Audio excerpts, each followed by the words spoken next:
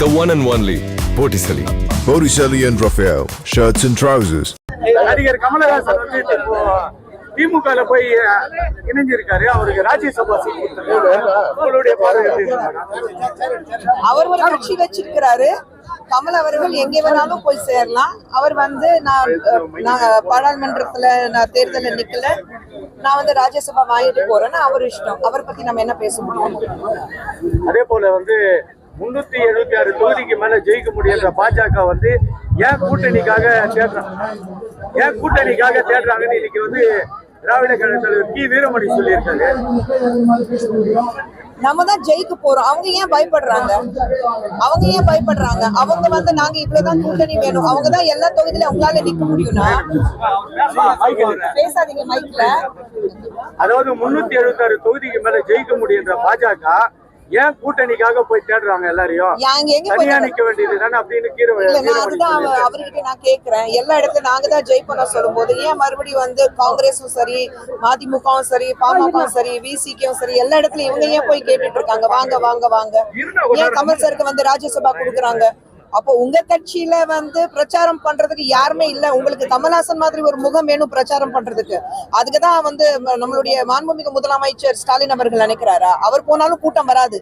கூட்டத்துக்காக கமல்ஹாசன் வேணுமா அவருக்கு? இதுதான் கேள்வி நான் கேட்கிறேன். நாங்க எப்படி வேணாலும் ஜெயிக்க போறோம்.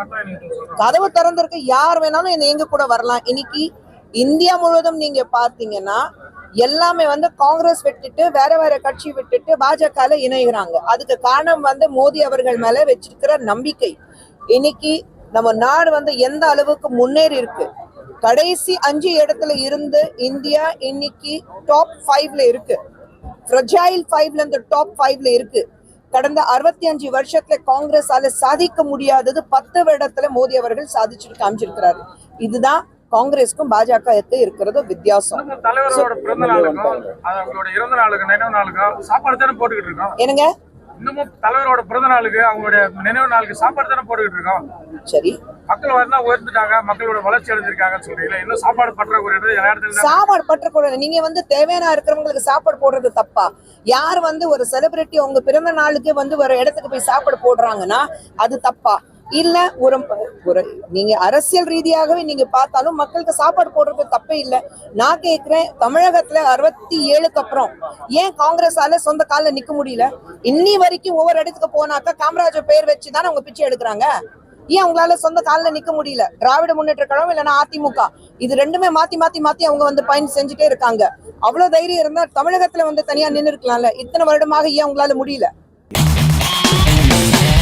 பார்ட்டி வேர்னாலும் I prefer Botticelli.